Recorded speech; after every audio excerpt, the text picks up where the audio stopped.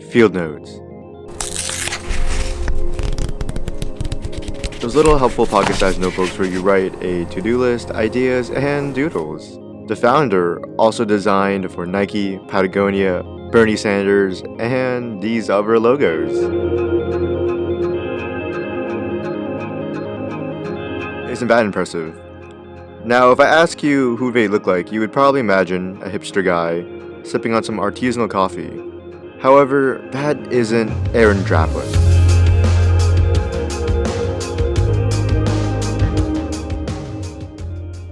Aaron was born on October 15, 1973, to Jim and Lauren Draplin in Detroit, Michigan.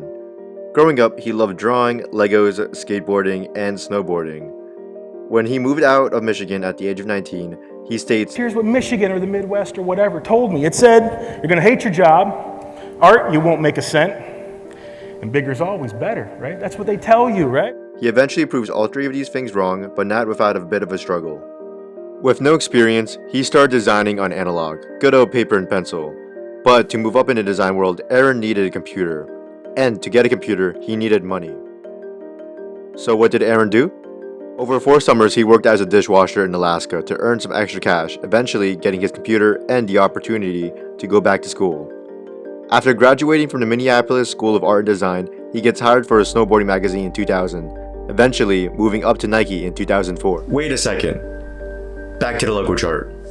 Out of all these logos, one paid Aaron $25,000, and the other paid him with a burrito.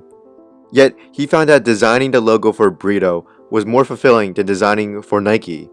Here's Aaron explaining why. We subversively make him a real brand for fun, for love, right?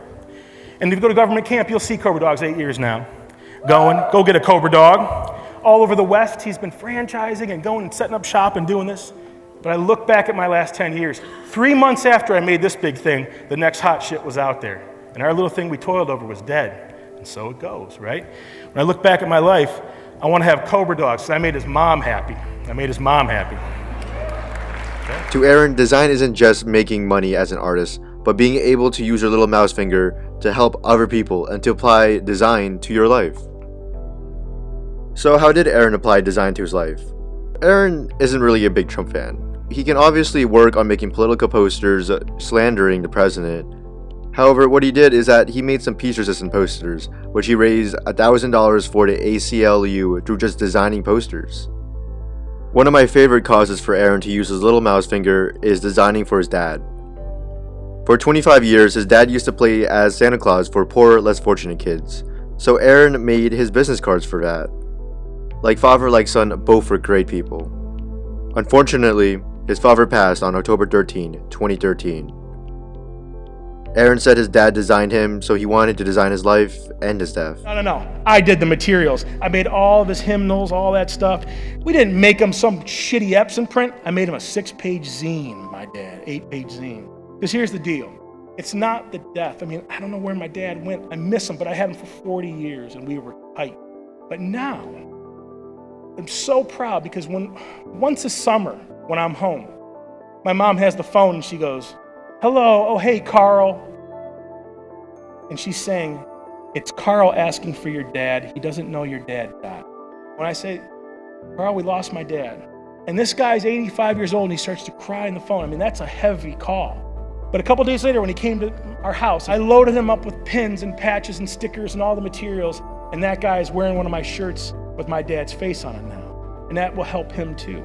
That's what I love about how Aaron Draplin uses his design skills. It's not about designing for big corporations, for money, for your job, but he designs for a purpose.